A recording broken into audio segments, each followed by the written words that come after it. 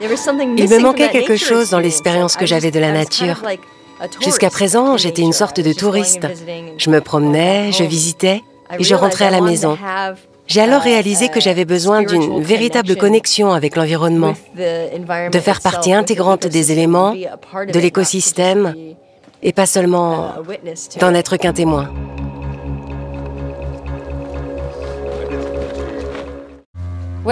Quand je suis arrivée en Californie, j'ai rencontré Holly. Elle avait ce groupe de femmes à qui elle enseignait comment chasser. Du sel, du poivre, juste un petit peu de jus de citron.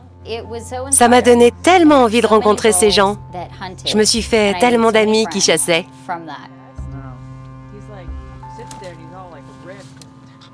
Je voulais faire partie de ce groupe. Je voulais faire partie de ce mouvement.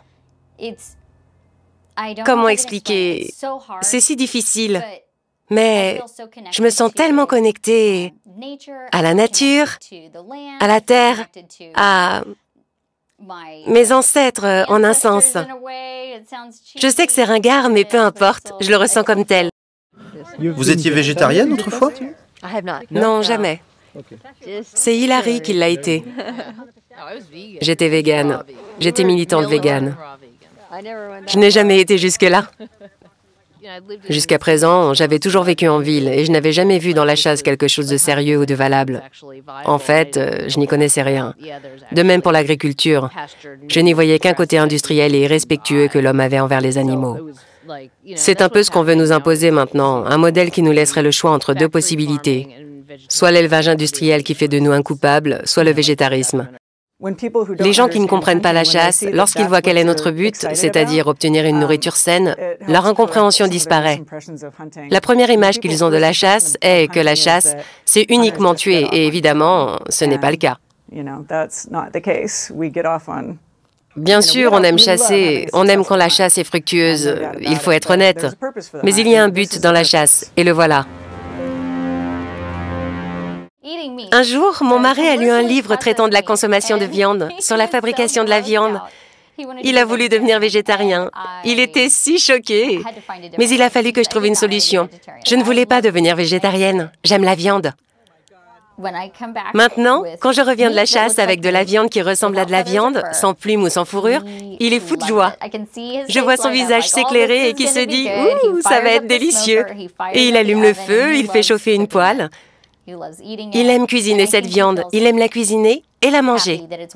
Et je suis certaine qu'il se sent heureux de manger une viande sauvage et non une viande industrielle. Qui peut bien savoir ce qui va se passer dans les années à venir en termes de démographie et de nourriture? Je ne veux pas être une alarmiste, mais je suis contente de pouvoir apprendre à me défendre et à me nourrir moi-même.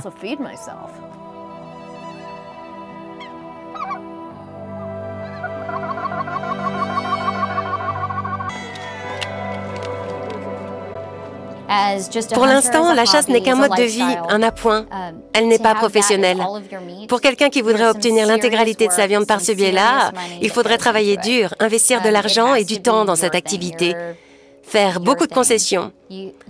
Ça ne pourrait marcher qu'à condition de s'employer à 100% dans cette activité. Et je ne crois pas que beaucoup de monde pourrait faire ça. Ce qu'il y a de comique dans tout ça, c'est que tous nos copains qui sont restés vivre dans les grandes villes passent leur temps à nous dire « Si jamais une sorte d'apocalypse survient prochainement, si notre civilisation menace de s'écrouler, nous irons chez Hank et Holly. » Mais je leur réponds « Nous ne serons plus dans notre maison, nous serons au bord de la rivière, là où vit le gibier. »